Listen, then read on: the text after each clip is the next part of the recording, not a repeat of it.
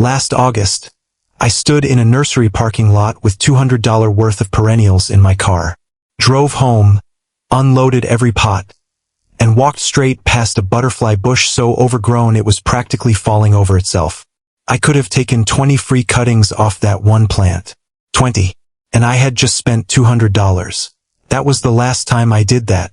Here's what most gardening channels won't say out loud. The nursery is not the answer to a bigger garden. Your backyard is. And August, right now, is the single best window of the entire year to prove it. The temperatures are easing. The plants have finished their summer push. The stems are in that perfect in-between stage where they root faster and more reliably than any other time of year. By the end of this video, you'll know exactly how to take 9 perennials you probably already own and multiply every single one, for free, before the first frost shuts the window on you. One plant on this list, you can take a single bush and walk away with 9 brand new plants in one afternoon. I'm saving that one for last because once you see it, you'll never look at your garden the same way again. If you've ever spent real money at a nursery on a plant already growing in your yard, hit subscribe right now. This channel exists to stop that from happening to you ever again. Let's get into it. Plant 1 Butterfly Bush. Butylja davidii USDA zones 5 to 9.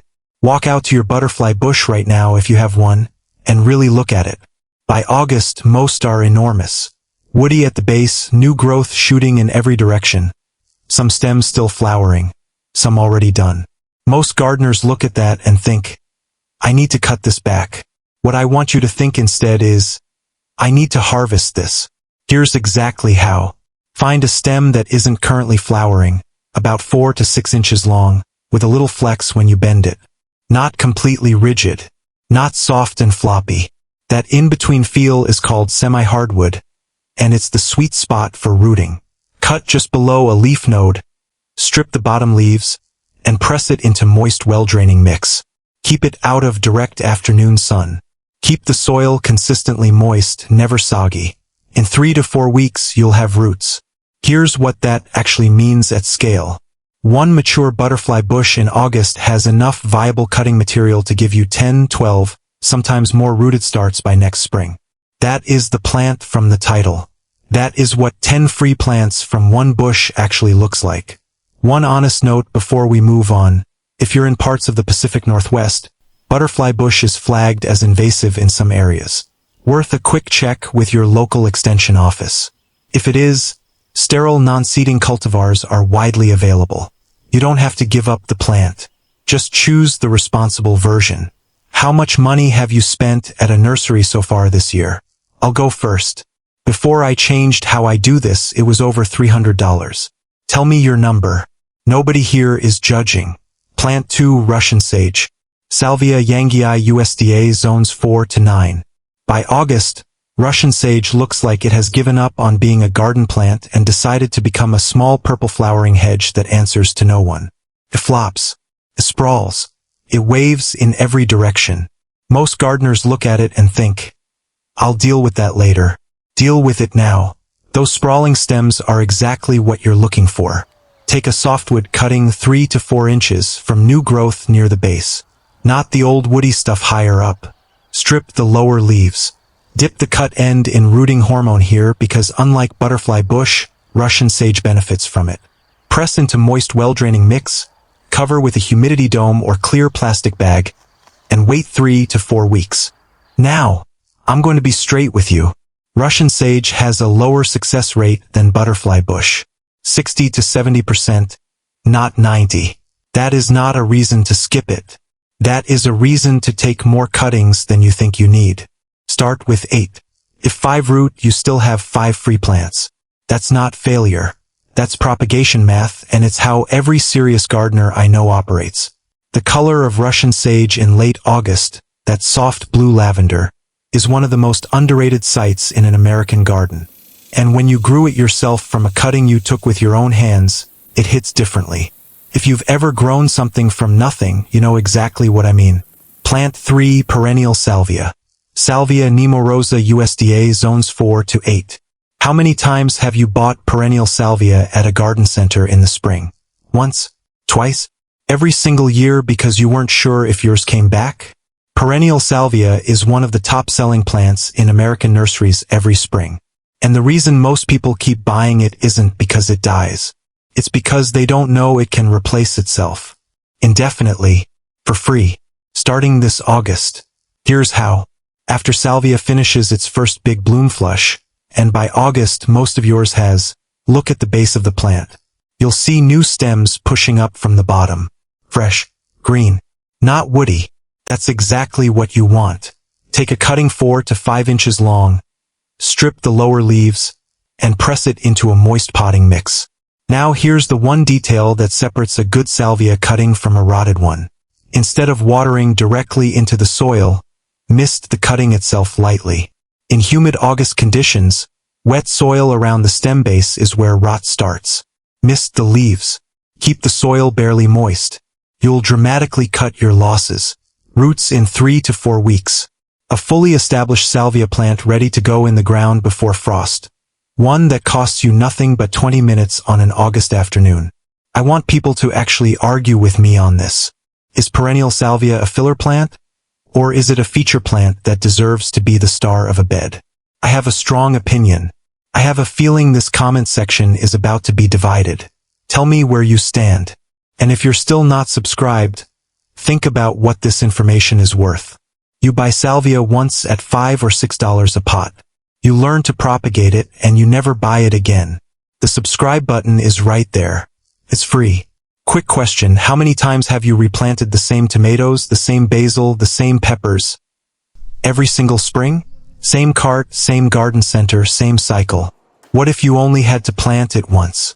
That's literally the idea behind Plant Once, my perennial starter checklist and zone guide. Find your zone in under 5 minutes. Know exactly what to plant first.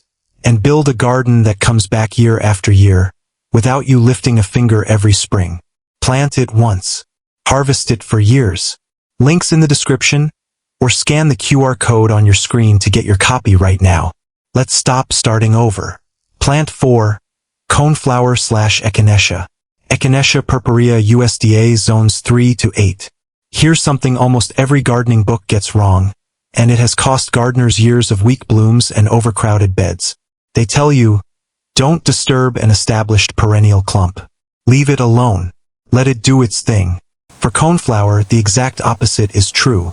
Coneflower doesn't just tolerate being divided, it needs it. Every 3 to 4 years, a mature clump goes sparse in the middle. The outer edges still bloom fine, but the center is thinning out, producing fewer flowers, looking tired. Most gardeners assume the plant is aging out. It isn't. It's overcrowded. The roots are competing for nutrients and space, and the plant is quietly telling you it needs to be split. August, right after the main bloom flush fades, is your window. Dig up the entire clump with a garden fork, working outward from the edges so you don't slice through the roots. Once it's out, you'll see it's actually several smaller crowns bundled together. Now look closely at the base of each crown, right at the soil line. You're looking for small pale buds or tight rosettes of new leaves just starting to push up. A division with 1 or 2 of those, plus a healthy chunk of root, is a complete independent plant. Pull or cut the crowns apart. Replant each one at the same depth. Water deeply. Keep the soil consistently moist for 2 weeks while the roots resettle. 1 mature clump. 4 or 5, sometimes 6 new plants. 1 afternoon. And here's what those plants become. Every coneflower you put in the ground is another stop on the buffet for bees, butterflies, and come late summer, goldfinches. They'll land on the seed heads and strip them clean if you let the stems stand through fall. I've stood on my back porch with coffee just watching that happen. That patch started as 1 division. 1 August afternoon, 3 years ago, still gets me every time. I want you to actually think about this before you answer. Do you garden more for the plants themselves, or for what the plants bring in? The birds, the bees, the butterflies. Which one pulled you outside first? Which one made you fall in love with it? Plant 5 garden phlox. Phlox paniculata USDA zones 4 to 8. If you want to know which plant on this list carries the most emotional weight for American gardeners, it's this one. Garden phlox is the plant that smells like your grandmother's backyard in August. The one people describe when they talk about a childhood garden. That tall, fragrant cloud of pink or white or lavender blooms standing in the late summer heat like it owns the place. And almost nobody propagates it, because it doesn't look like a propagation candidate. It looks like a statement plant. Something you buy fully grown and plant ceremonially. Here's the truth. It roots from stem cuttings in 3 to 4 weeks. Find a stem that hasn't fully opened into bloom yet. Still in bud, or just starting to flower, about 4 to 5 inches long. Strip the lower leaves and get it into a high humidity environment fast. Garden phlox wilts under stress more quickly than almost anything else on this list. A humidity dome or clear plastic bag over the pot is not optional here. It's what keeps the cutting alive long enough for roots to form. Keep the soil moist. Keep it out of direct sun. Check for roots in 3 to 4 weeks. One detail worth writing down. Only take cuttings from stems that look completely clean. No whitish powder. No discoloration. No spots. Garden phlox is the most powdery, mildew-susceptible plant on this list. Propagates from a compromised stem, and you're propagating the problem along with the plant. Be selective. The healthy stems are worth it. A neighbor told me once that my yard smelled like her grandmother's house every August. I've thought about that almost every year since. There's something a cutting can carry that a nursery tag never will. Garden phlox is the plant that proves it. Before we get into the next 2 plants, I need to say something most gardening channels will never say to you. Propagation fails sometimes. Not because you did it wrong. Not because you don't have a green thumb. Because plants are living things. And living things don't follow instructions perfectly. Some cuttings are going to rot before they root. Some divisions are going to sit in the ground all fall doing absolutely nothing, and then quietly push up new growth in April like they were never in any doubt. I don't want you to lose 2 cuttings and think you failed. You didn't fail. You propagated. Those are different things. The gardeners I know personally, the ones with the most jaw-dropping yards, don't have a perfect success rate. They just took more cuttings than they needed, planted more divisions than felt necessary, and kept showing up every August. That's the whole secret. There is no other secret. For plants left. The next 2 are the ones I get asked about more than almost anything else on this channel. Let's keep going. Plant 6, catmint. Nepeta times Fossini USDA zones 3 to 8. I'm going to be honest about catmint because it deserves more credit than it gets. Catmint is not flashy. Nobody's going to pull over in front of your house and gasp at your catmint the way they might at a wall of hydrangea or a towering stand of garden phlox. It just grows. Shows up every single year. Edges a border beautifully. Spills over a pathway like it was designed for exactly that spot. Asks for almost nothing in return. And because it's not flashy, most gardeners never think to propagate it. That is a mistake worth correcting right now. After the catmint finishes its first flush of summer bloom and gets cut back. If you haven't done that yet, August is your reminder. New growth pushes up from the base. Low, fresh, green stems that haven't flowered yet. Those are your cuttings. 3 to 4 inches. Strip the lower leaves. Press into a moist, well-draining mix. Humidity dome to hold moisture while roots develop. 3 to 4 weeks and you have a rooted plant. Here's why this matters more than it sounds. A long continuous sweep of catmint along a walkway or fence line is one of the most elegant low-maintenance design moves in a perennial garden. Nurseries know this. They charge accordingly. A single flat of catmint starts can run $40, $50, $60 depending on where you live. One established plant in your yard right now can give you the starts for that entire sweep. This afternoon, for free. If you've got catmint in your yard and you've never propagated it, go look at it after this video. The new growth at the base is already there waiting for you. Plant 7, daylily. Hemerocallis USDA zones 3 to 9. Let me give you a number. $15 to $20. That's what a single daylily fan costs at most American nurseries right now. One fan. One clump of leaves with roots attached. A mature daylily clump in August 3 or 4 years in the ground can be divided into 6, 8, sometimes 10 individual fans in a single afternoon. You do that math. I'll wait. That clump at the edge of your bed, the one you've been stepping around all summer, it's potentially worth $150 in nursery plants. And you can unlock every bit of it with a garden fork and 20 minutes of your time. Here's exactly how. Wait until blooming has finished. For most daylilies, you're right in that window now. Dig up the entire clump with a garden fork, working generously around the root mass. Once it's out, you'll see individual fans, each one a cluster of strap-like leaves connected to its own root system. Young clumps pull apart easily by hand. Older ones may need a clean, sharp knife. Here's the rule. If it separates by hand, always go that route. Hand separation is gentler on the roots than any blade. Save the knife for the stubborn ones, and when you use it, wipe the blade with rubbing alcohol between cuts. 10 seconds. Prevents spreading soil-borne disease from one division to the next. Small habit, big protection. Replant each fan at the same depth it was growing before. Water deeply. Mulch lightly around the base to hold moisture while roots resettle before any fall chill sets in. One honest thing before we move on. Not every fan you divide is going to bloom next summer. Some, especially the smaller ones, will spend their first season rebuilding root mass underground instead of putting energy into flowers. That is not failure. That is a plant doing exactly what it needs to do.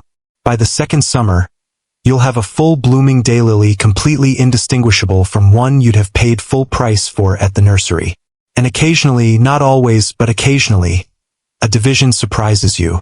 If your original plant ever cross-pollinated naturally with a nearby variety, a division might come up in a slightly different color. I've had it happen twice. Both times it felt like the plant left me a gift I didn't know I'd asked for. I want the real story, not just a yes or no. Is there a perennial in your yard right now that came from someone else's garden? A division from your mother's yard. A neighbor handed you over the fence. A plant someone dug up before they moved away. Tell me about it. These stories are half the reason I keep making these videos. And if this video is already changing how you're going to spend your weekend, hit the like button right now. 2 seconds. It tells YouTube this kind of content is worth showing to other gardeners. That's genuinely how channels like this keep growing. Plant 8 Black-Eyed Susan. Rudbeckia fulgida USDA zones 3 to 9. I want to talk directly to a specific group of gardeners for a second. You know who you are. You planted Black-Eyed Susan 3 years ago because it looked cheerful and easy at the garden center. And now it has taken over an entire bed. It's in the cracks of your pathway. It showed up on the other side of the fence somehow. You've pulled it, cut it back, complained about it to your neighbor, and it came back anyway. Bigger, more confident, completely unbothered by your opinion of it. Here's the reframe. A plant that spreads that aggressively is not a problem. It is a free plant factory you have been accidentally running without collecting the inventory. Every clump you've been fighting this summer is free plants you haven't harvested yet. And August is exactly when you harvest them. Black-Eyed Susan is the most forgiving division on this entire list. Dig up a clump with a garden fork and it practically wants to fall apart on its own. Pull the sections apart by hand, make sure each piece has a healthy portion of root attached, and replant 12 to 18 inches apart. Water consistently for the first week. That is genuinely the entire process. But here's where I want you to think one step further. Take 2 or 3 extra divisions and pot them into gallon containers instead of putting them straight in the ground. Set those pots somewhere sheltered. An unheated garage, a covered porch, tucked against a south-facing wall. Let them overwinter there. Come April, when garden centers are putting out their spring stock at full price, you'll have ready-to-plant Black-Eyed Susans sitting right there. Established, healthy, free. And here's what happens next. Someone walks past your garden in late spring. They stop. They say, "Oh, I love those. What are those?" And you walk inside, grab one of those potted divisions, and hand it to them on the spot. No nursery trip. No money exchanged. Just a plant with a story attached to it now. That is the version of gardening I want for you. Has a plant ever taken over so aggressively that you finally stopped fighting it and just started dividing it and giving it away? Because that is such a specific gardener's turning point. The moment you stop seeing a spreading plant as a problem and start seeing it as abundance. Tell me which plant it was. I guarantee someone else watching right now has the exact same one. Plant 9 Bearded Iris. Iris Germanica USDA zones 3 to 9. I want to start this one with a confession. For 3 years I walked past an overcrowded iris bed in my own backyard and did nothing. It bloomed less every year. The center was practically bare. The outer edges still fighting to put out flowers, crowded and weak. And I knew it needed to be divided.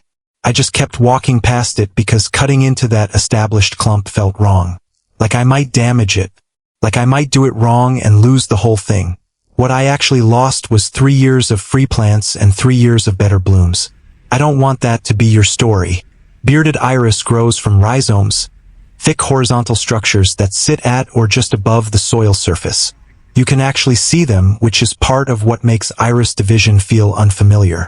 By August, iris has gone dormant from summer heat stress and is ready, genuinely ready, to be disturbed and reset before fall. This is the window. This is the month. Work a garden fork into the soil around the outside edge of the clump, not directly under the rhizomes. Loosen the soil and lift the whole mass gently rather than spearing through it. Once it's out, look at what you have. A mature clump is usually a tangled mass of rhizomes, some firm and healthy, some soft and hollow in the center. The soft, mushy ones get discarded. They're rotted. They will not recover. Don't try to save them. Focus on the firm ones. Each division needs 2 things. A section of healthy firm rhizome, think the texture of a firm carrot, not a soft one, and at least 1 fan of leaves attached. Cut the rhizomes into sections with a clean, sharp knife, making sure each piece has both. Then trim those leaf fans down to 1/3 of their original height. I know it feels drastic. Do it anyway. Reducing the leaf surface means the division loses less water while roots reestablish, and that dramatically increases your success rate. Now here is the single most important thing I'm going to say about bearded iris. Do not plant the rhizome deep. Do not bury it like a tulip bulb or a daffodil. Iris rhizomes want to sit right at the soil surface, partially exposed to sunlight, barely anchored underneath. Think of it less like planting and more like resting the rhizome on top of the soil with just enough coverage to hold the roots in place beneath it. Bury it deep and it will rot, or it will sit there for years and never bloom. That single mistake, planting too deep, is responsible for more failed iris beds in American gardens than any other cause. It happens because people treat iris like every other bulb they've ever planted. It is not like every other bulb. It wants to feel the sun on its back. One overcrowded iris clump, 5 years in the ground, can give you 6, 8, sometimes 12 healthy divisions in a single afternoon. 12 plants. 1 session. $0. And here's what those divisions do their first full spring after planting. They bloom more vigorously than the crowded parent clump ever did, because they finally have room. Room to breathe. Room to spread. Room to put every bit of energy into flowers instead of competing with the rhizome next to them. I've had people tell me the first spring after dividing their iris bed was the best their garden had ever looked. Not because they planted anything new, because they finally gave what was already there the space it needed. Has intimidation ever stopped you from dividing a plant you knew was ready? Not lack of knowledge, just hesitation. That feeling of, what if I damage it? What if I do it wrong? What if I lose the whole clump? Because I think that hesitation costs American gardeners more free plants every August than anything else. If iris has been that plant for you, if you've been walking past an overcrowded bed for 2 or 3 years, tell me, you are not alone. Not even close. And before we get to the close, if you've made it this far and you're still not subscribed, I'm asking you directly, what are you waiting for? Practical, honest, real information that works in actual American yards across every zone from 3 to 9. The subscribe button is right there. Walking away without hitting it means the next video like this one might not find you. Alright, let's bring this home. 9 perennials. 9 opportunities sitting in your yard right now. This week, possibly this weekend, to walk away with free plants before August closes the window. Here's the complete picture before you go outside. Butterfly bush, semi-hardwood cuttings, 4 to 6 inches, non-flowering stems, 3 to 4 weeks to root. One mature bush can hand you 10 or more new plants in a single afternoon. This is the plant from the title. This is what free looks like at scale. Russian sage, softwood cuttings from new base growth, rooting hormone recommended, 60 to 70% success rate. Take more than you need and the math always works in your favor. Perennial salvia. Basal stem cuttings after the first bloom flush. Miss the cutting instead of saturating the soil. 3 to 4 weeks to root. You will never buy this plant at a garden center again. Coneflower division, not cuttings. Dig the whole clump. Look for pale buds at the soil line on each crown. Replant at the same depth. 2 weeks of consistent moisture. 4 to 6 new plants from one established clump. Every single one becomes a goldfinch buffet by fall. Garden phlox, stem cuttings from stems still in bud. Humidity dome is not optional, clean stems only, zero powdery mildew. Get this right and your garden carries a scent in August that no nursery can sell you. Catmint, basal cuttings from new growth after the summer cutback. 3 to 4 weeks. What you're building toward is that long, elegant sweep along a walkway or border that garden designers charge real money to achieve. You're doing it for free. Daylily, fan division, garden fork, hands before knife always. Sterilize the blade between cuts. Replant at the same depth. Mulch lightly. 6 to 10 fans from one mature clump. Some won't bloom year 1. All of them will bloom year 2. Black-eyed Susan, the easiest division on this list. Practically falls apart in your hands. Pot up the extras, overwinter them in an unheated garage, and come spring you'll have plants to fill gaps and plants to hand to every neighbor who has ever admired your garden. Bearded iris, rhizome division, firm sections only, 1 fan of leaves per piece, trim leaves to 1/3, and plant shallow. Surface level, partially exposed, sun on its back. Say it with me, do not bury the rhizome. 2 rules. Write these down. Rule 1, cutting plants. Butterfly bush, Russian sage, perennial salvia, garden phlox, catmint. Always take cuttings in the cool of early morning before the heat stresses the plant. Always take more than you think you need. 1 extra cutting costs you nothing. Losing your only cutting costs you the whole effort. Rule 2, division plants. Coneflower, daylily, black-eyed Susan, bearded iris. August is your window and here's exactly why. Divide too early in a July heat wave and you're stressing the plant on 2 fronts at once. Divide too late into October and your divisions don't have enough time to establish roots before the ground freezes. August sits right between those 2 risks. Warm enough for roots to grow. Cool enough that the plant isn't fighting for survival at the same time. That's the window. That's why this entire video is built around this one specific month. Not everything on this list is going to work perfectly the first time. Some cuttings will rot. Some divisions will sit in the ground all fall looking like nothing is happening, and then quietly push up new growth in April like they were never in any doubt. Real gardening looks like that. Some wins. Some losses. Some complete surprises. A cutting you'd given up on putting out a new leaf in week 6. A daylily division that didn't bloom year 1 absolutely stunning you in year 2. A potted black-eyed Susan handed over a fence in May, and watching someone's face when you tell them it came from your own yard, last August, for free. That is what I want for you. Not a perfect propagation record. Not a flawless technique on the first try. Just the confidence to go outside this weekend and ask your garden for more than you've been asking it for. Because here's what I keep coming back to every August. Your garden is already trying to give you more. Every overcrowded iris bed. Every sprawling butterfly bush. Every black-eyed Susan that showed up somewhere you didn't plant it. That's not your garden getting out of control. That's your garden offering you something. Most gardeners drive right past it on the way to the nursery. I drove past a butterfly bush that could have given me everything I just paid for. That was the last time I did that. Go outside. Look at what's already growing. And start asking it for more. Final question, and I want a real answer. Out of all 9 plants we covered, which one are you actually going to propagate this week? Name it in the comments right now.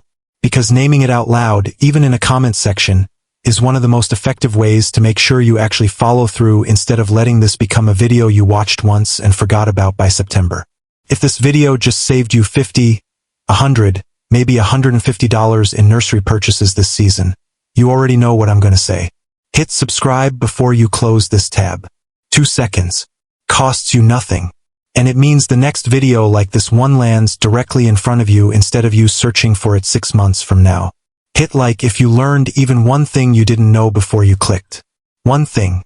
That's all it takes. And share this with the one person in your life who keeps saying they wish they had a bigger, fuller garden, but doesn't want to keep spending money to get there. This video is exactly the answer to that problem. They deserve to see it. Now go outside. Look at what's already growing. Ask it for more.